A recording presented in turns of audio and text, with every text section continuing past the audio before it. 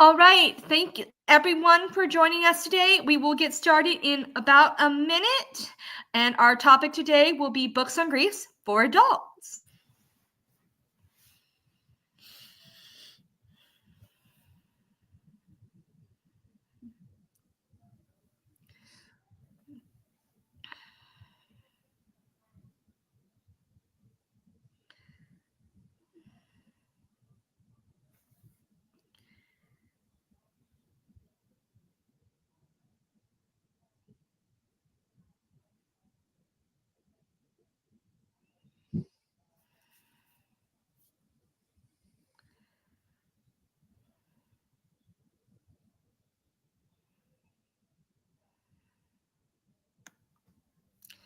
All right, once again, I want to welcome everyone who's watching today.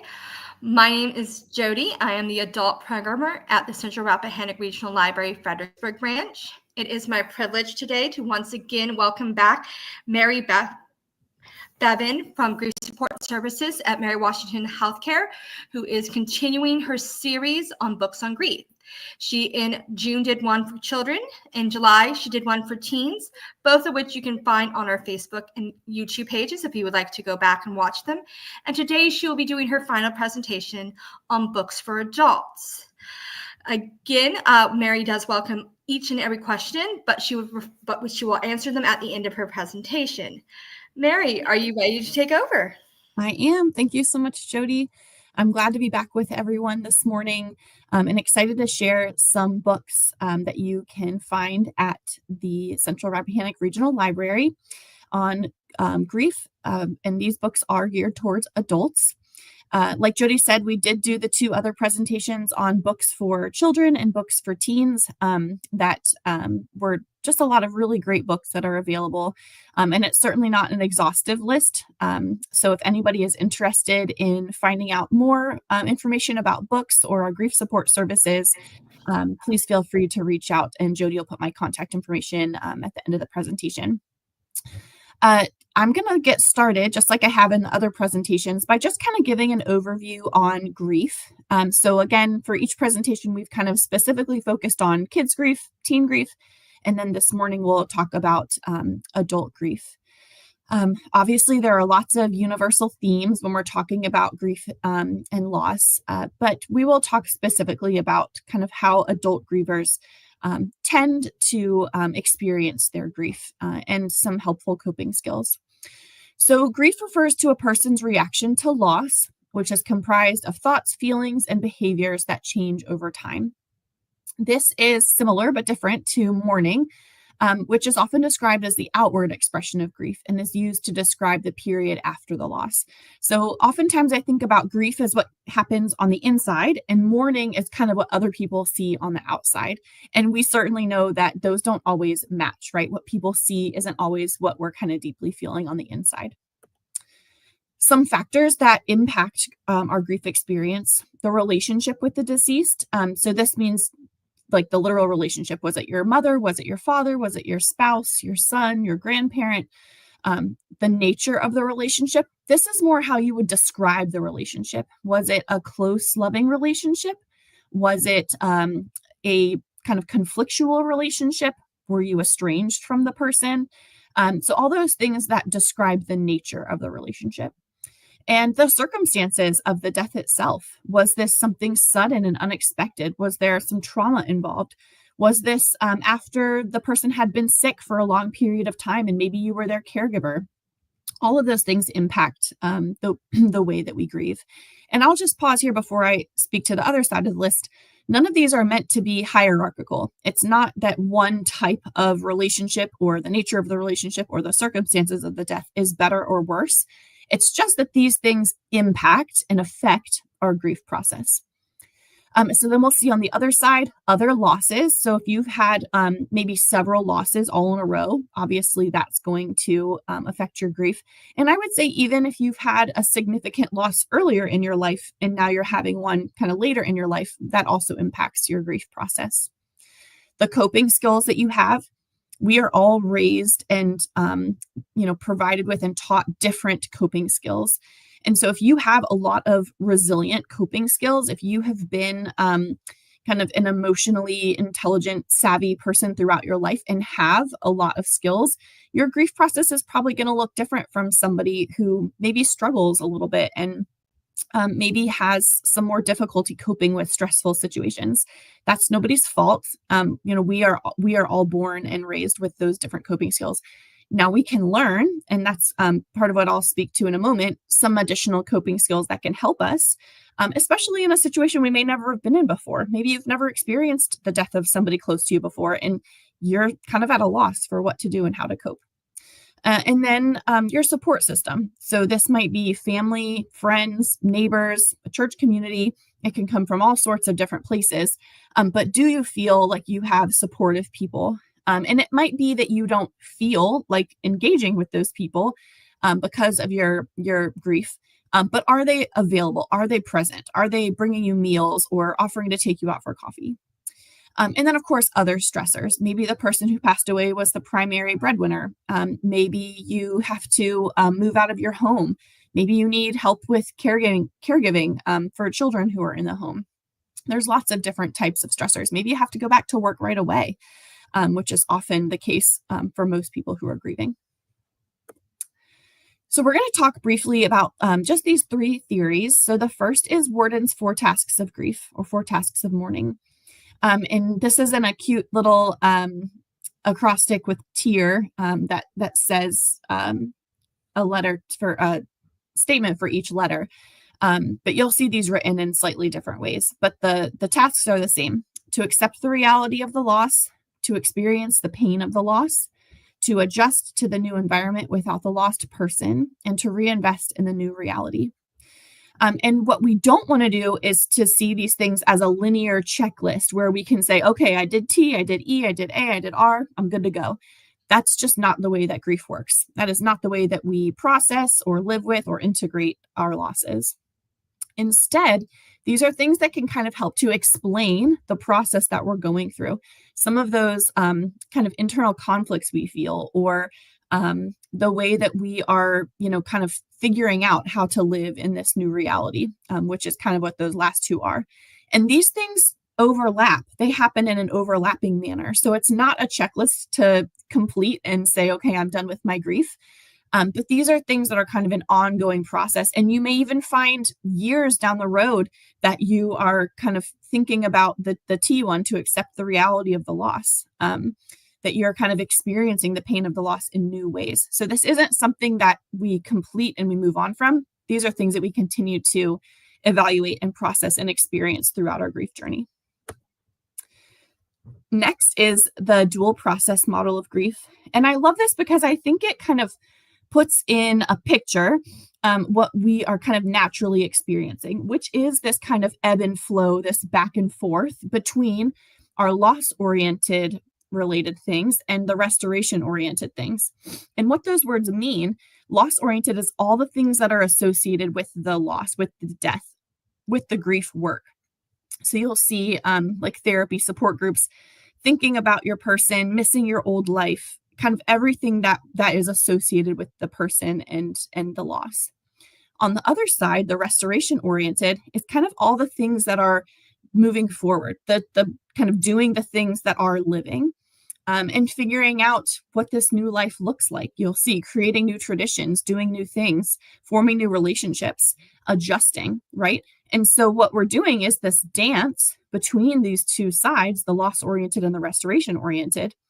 And what most people experience is that over a period of time, and there's no right or wrong amount of time, it's different for each person and the kind of type of loss, those factors that impact the grief that we talked about on the first page. There's no right or wrong amount of time. But what we see is that there is this dance. So some people are spending a lot of time in the blue section, the loss-oriented, and very little in the lighter purple area, the restoration-oriented. But over time, we see this kind of shift that they're able to do more things that are in the restoration-oriented. Now, does that mean they don't still look at pictures and cry and miss their person? Absolutely not. That's still a part of their life. That's still a part of their, like you'll see the everyday life. That's still part of this vacillation. but it's okay. And I think that's part of what I like about this model is that it normalizes and kind of tells us that it's okay to be on both sides of this dance, because you don't want to be stuck on either side. You want to remember your person, and you're going to grieve. That's part of life. And you can do these new things that are integrating into new life. And similarly to the dual process model, I really like this image because, again, I think it kind of encapsulates what many people's experience is, but not with the words, with the pictures, which I really like. So in the top row, this is Growing Around Grief by Dr. Lois Tonkin. It says, people think that grief slowly gets smaller with time. So you'll see that that red ball is kind of representing our grief. And the outer circle is our life, our self. And so what we think is that our grief ball is going to shrink over time. But then it says, in reality, grief stays the same size, but slowly life begins to grow bigger around it. And so what you see in the bottom row is that that grief ball stays the same size. It doesn't change. But what changes is our life getting bigger around the grief. And this kind of, I think, goes to, again, the previous slide with the vacillation between the loss-oriented and the restoration-oriented, is that the expectation is not that the grief goes away. We're still going to have that grief. We're still going to have the pain of that loss, but we're going to experience it with less intensity over time. And there will be moments and periods where the pain feels just as bad as the day it happened. Sometimes this happens on anniversaries or birthdays or holidays, but sometimes it happens when you're walking through the grocery store and all of a sudden it's like a gut punch that feels like the loss has just happened. And we can't predict when that's going to happen. So I like this one because I think it's also helpful for other people who aren't grieving to see that the expectation is not that, we're magically going to feel all the way better, that this ball is going to continue to shrink and shrink and shrink until it goes away, because that loss, the effects of that loss aren't going to go away. So just to point out that grief affects the whole person, and we're going to touch on these 4 categories here. So on the emotional and mental side, very common that fear that another loss will happen soon, crying at unexpected times, kind of like I was saying about that gut punch when you're walking through the grocery store or something. Maybe you see a food that was your loved one's favorite food, or maybe a song comes on the radio, and it you have this kind of crying burst. Needing to tell the story over and over. This is very common, and we see both needing to tell the story of the person's life, who they were, making sure people don't forget about who they were as a person, but also needing to talk about the death. What happened? Could I have prevented it? Kind of just going over the details of the loss. Expecting to see or hear the deceased as if nothing has happened. I find this one to be tremendously painful. It's that feeling of waking up in the morning and forgetting for a few moments that your loved one isn't gone.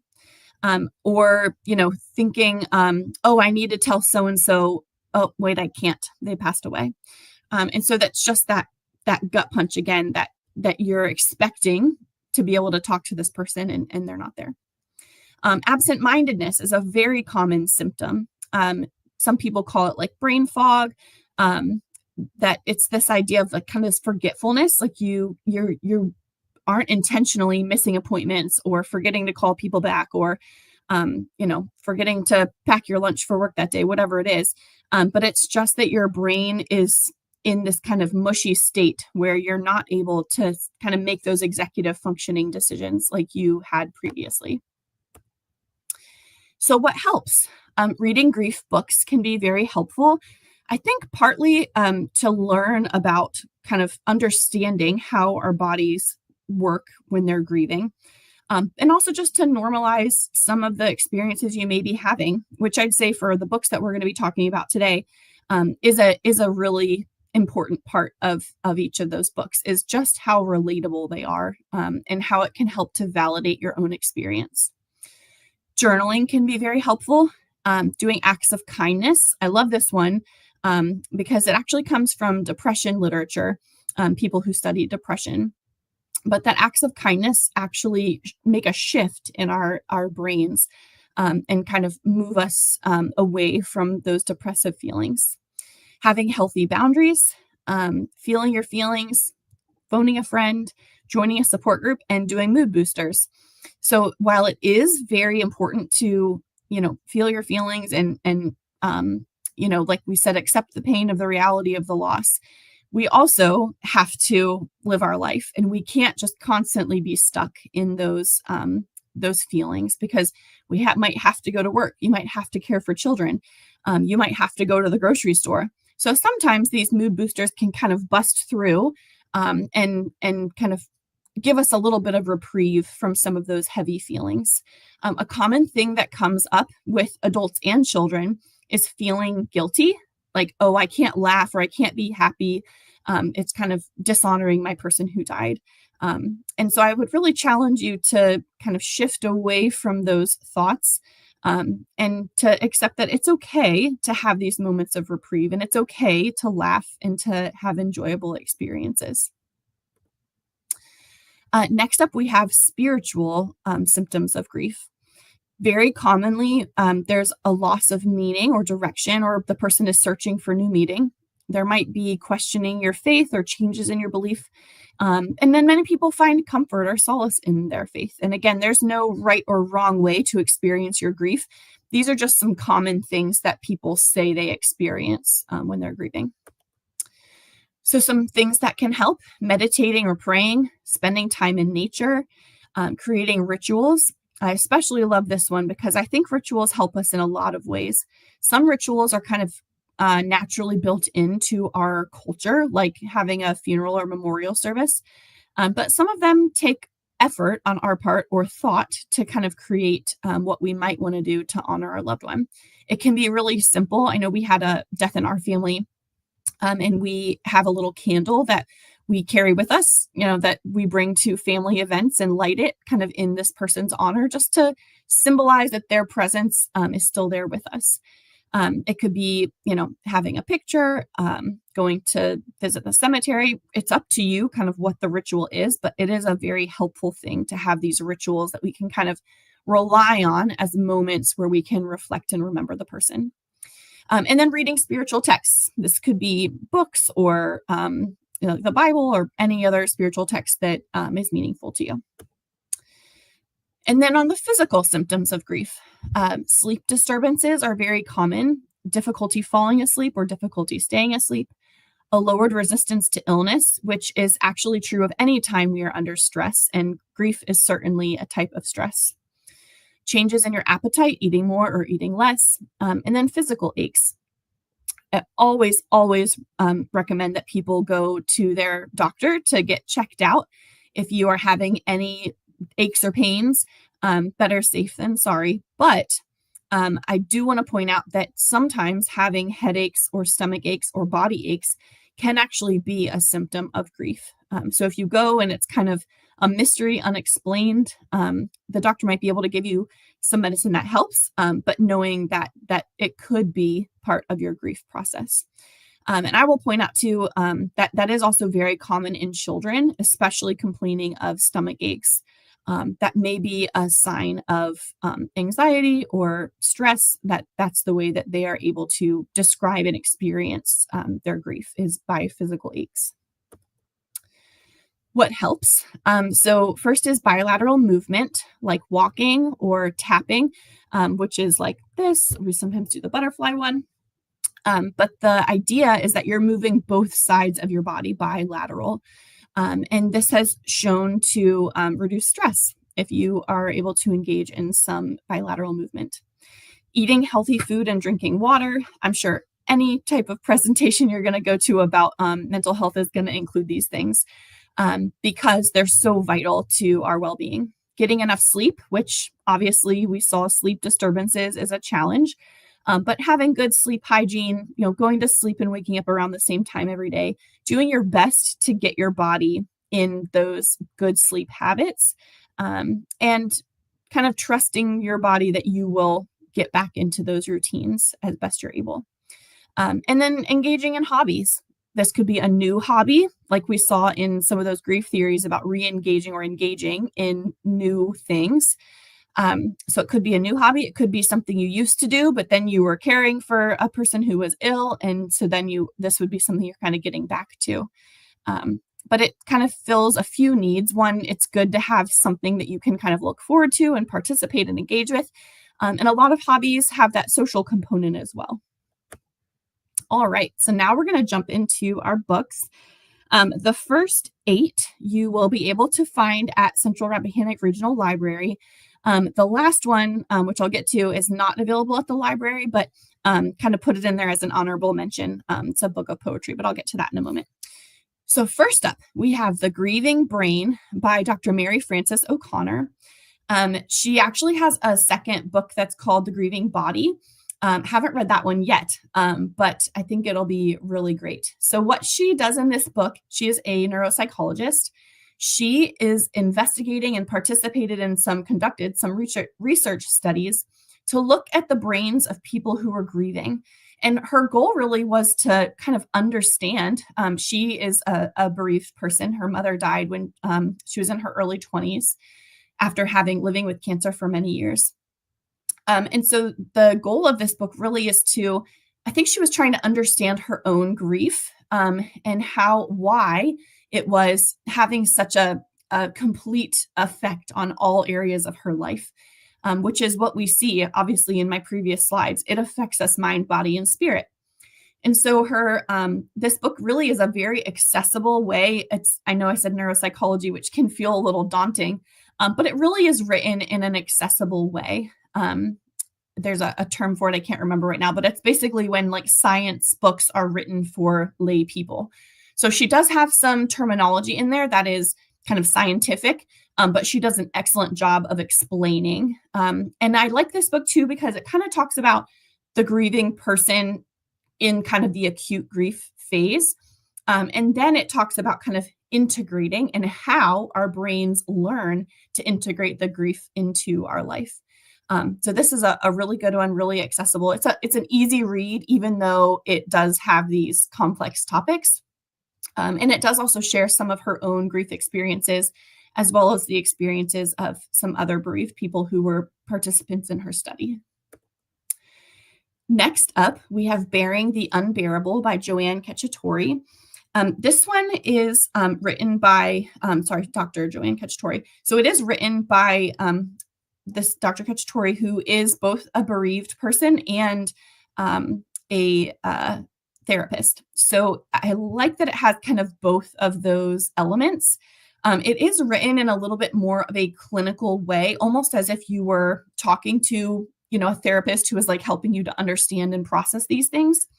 But the author is a bereaved person, like I said. So it also has those kind of personal elements of sharing the grief and loss stories. And then she also pulls on other people's experiences of their own grief and loss to kind of talk about some of these concepts. Some key themes are that grief is individual, that it's unique to every person, and that love, in her theory, is that love is the root of grief, which I think many of us can relate to. And then there's a piece about mindfulness in this book, where she talks about how mindfulness can be used as we're going through the grieving process, and kind of like on Worden's 4 tasks of mourning, accepting the pain, learning to live with the pain, and learning to integrate the pain and invest in the new life. Next up, we have Notes on Grief by Chimamanda Ngozi Adichie. This one I really enjoyed. It's a short book, and it's basically these very short essays about Chimamanda's grief after her father passes away. She is an author who writes a lot of fiction books based on African characters, and she has kind of other fiction books. So this is a nonfiction book about her own reflections on her grief after her father passes away. And I think what I like about it is just how raw it is. I mean, she talks a lot about those kind of initial feelings right after the disbelief and the sadness and just kind of this need to be isolated. She didn't want to talk to people. She didn't want to visit with her friends. And she also talks about how people said very well-meaning things. I remember one piece too. She talks about somebody said, "Oh, your father was such a wonderful person." And she was like taken aback, like, "Why are you talking about my dad in the past tense?" So I just like that the book is very real and relatable. And I think for people who maybe feel a little bit like people don't really understand their experience, this book would be helpful because she really normalizes and discusses some of these things that I think we kind of wish we could say to the people around us when they say things like, we wouldn't actually say, "Why are you talking about him in the past tense?" But you kind of have those thoughts. So she kind of puts on paper what some of us might be thinking in our heads when we are bereaved. Next up is Crying in H Mart by Michelle Zauner. I absolutely love this book. It's a memoir, and it does have, while she talks about her mom's illness and death and then her grief, it really is interwoven with memories from her childhood, growing up in a biracial family. Her mother is Korean and her father is Caucasian. And so it talks about kind of some of the cultural differences. One piece in this book that stuck out to me is she has a moment where she kind of says, like, "Am I still Korean if my mother is gone?" She was like her link to that culture. And so it's just kind of exploring some of those ideas of identity. This book does have some challenging themes at times, and she doesn't spare any language. There's some language in it, and some like drug and alcohol use. So just kind of a little bit of a trigger warning if you are sensitive to those things. But the themes are excellent. It's very well written. And it's a really great look at just, again, kind of that raw, authentic. She doesn't sugarcoat the relationship with her mother and the challenges that they faced, but she's also reflecting on things she wished that she could have done different or that she wishes would have been different. This one is called Always a Sibling. It's by Annie Sclaver Orenstein.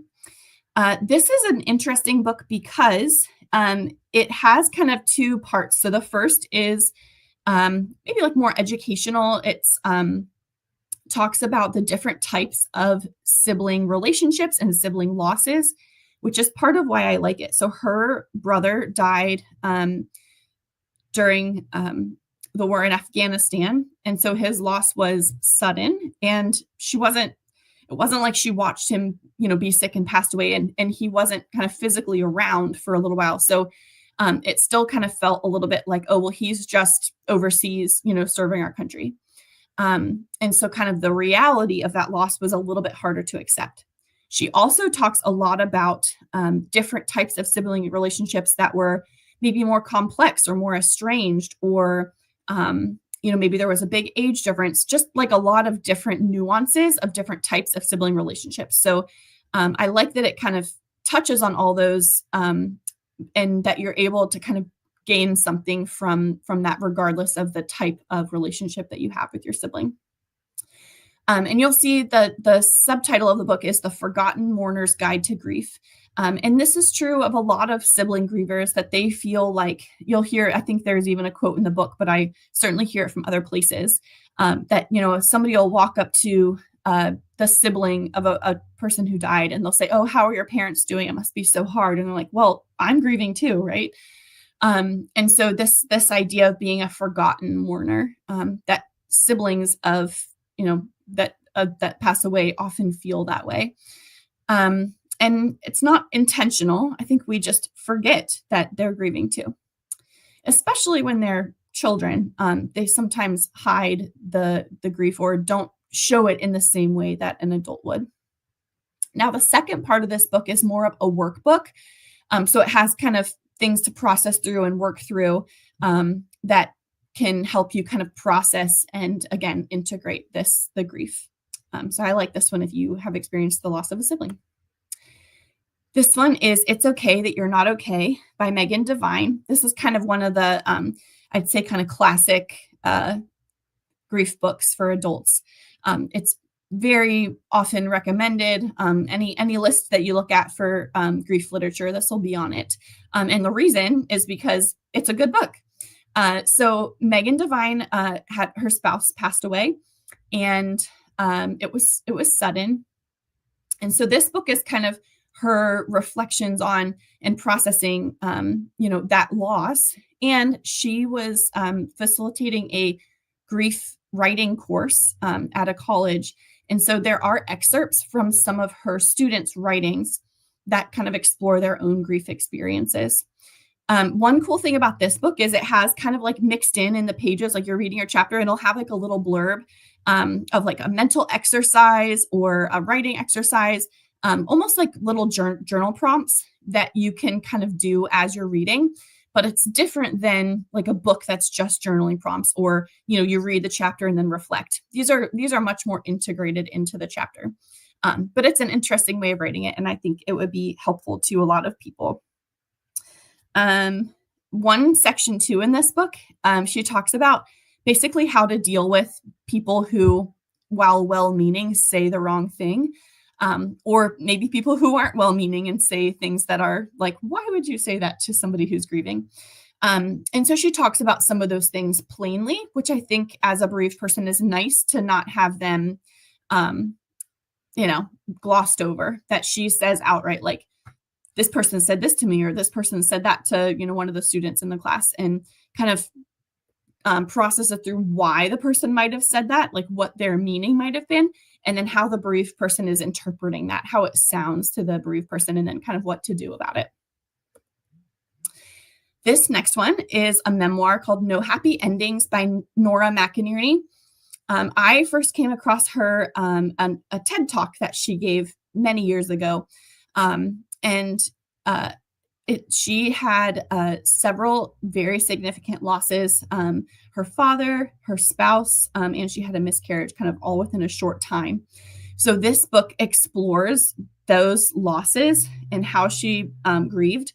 She is, I don't think, a comedian by trade, but she has just this really kind of dark humor that she's able to mix with these really poignant sentences and experiences, stories about her loss. The other thing is that she ends up getting remarried and has a blended family.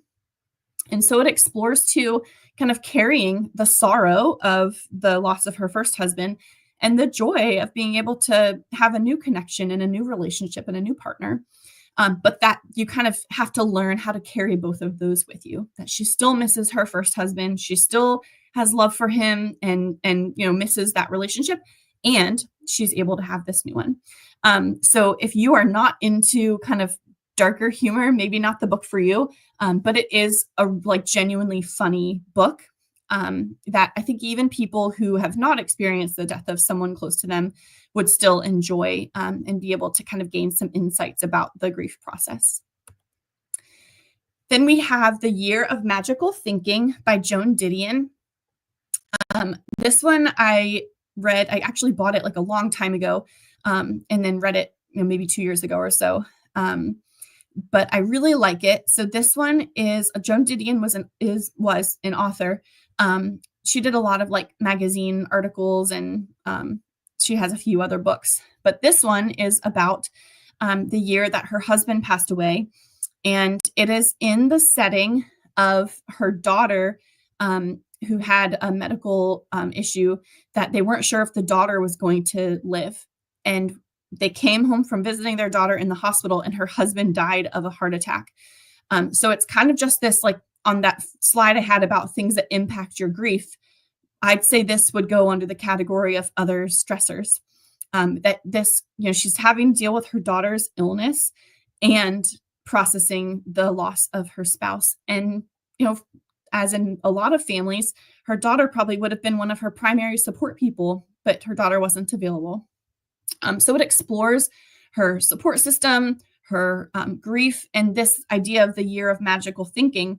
It goes to what I was saying in the slide about the emotional and mental symptoms of grief, this idea of forgetting that the person has gone, or knowing that they're gone and still doing these things like she didn't donate any of his shoes because he might need them. Well, she knew logically that he wasn't coming back. He wasn't going to need his shoes, but that kind of the grief piece, the magical thinking piece, it was something she couldn't quite let go of yet.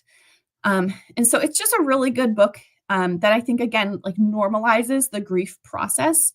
I do think that if your grief is still a bit raw, it's tough to read some of the parts where she's also worried about her daughter dying. Or if you have experienced the loss of a child, this might be a tough read too. So it's a great book, and I love the idea that it normalizes some of these grief reactions.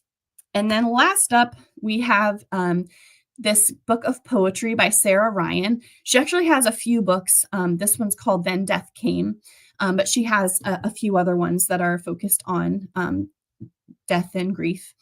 Her mother died by suicide several years ago, but the poems are very short, just a few lines, but they are very meaningful. And she has a lot of just really beautiful imagery about the feelings of grief that are often misunderstood. She talks a lot about remembering the person, not because of the way they died, but because of how they lived. And she just is a really great poet. So like I said, she has a few books. These ones are not available at the library, but you can certainly purchase one. I follow her on Instagram, and she posts a lot of her poems there. So that is all of my books. Just a quick plug for some emergency resources. If you are experiencing a mental health emergency, there's some numbers over there. And then on the left side, I have just a few websites. What's Your Grief is a great resource. You can they have like a search tool. You can search for kind of whatever it is about grief that you would like more information about. Refuge in Grief is by the author Megan Devine, and it has some resources there. What I like about Refuge in Grief is they have a resource page for people who are supporting grieving people that has some nice resources there. And then Our House is a grief agency out in, I believe, California, but they have a ton of resources on their website that are kind of loss specific. You can kind of filter through and see the different types of loss, and some resources and education and information that would be most pertinent to you. And then that's it. Thank you. Any questions come through, Jody? No, so far we have gotten no questions, but please feel free to ask them if you have any. I'm also putting Mary's email in the comments. That I know a lot of you are probably watching this after we've done the live session, and you might have some questions for her, or you might not feel comfortable asking the questions where others can see them. But Mary has graciously offered her email if you would like to email her your questions. Yes, thank you so much. And I'll just put a plug into that we do have several grief support groups that are ongoing through Grief Support Services. They are free of cost, but they do require registration. Most of them are loss specific, so based on the type of loss you have, but we are going to have some general loss groups starting up in September. So if you are interested in joining a group or would like more information, you can email me at that same place, and I would be happy to give you more information. All right, we're just going to give it a minute or so just to see if anyone has a question that they would like to ask Mary before we leave today. And once again, Mary, we thank you so much for doing this and your two previous ones on books for children and teens. Once again, you can go back and watch those, and you can also, if you're watch this again, as we are going to be on both our YouTube page and our Facebook page.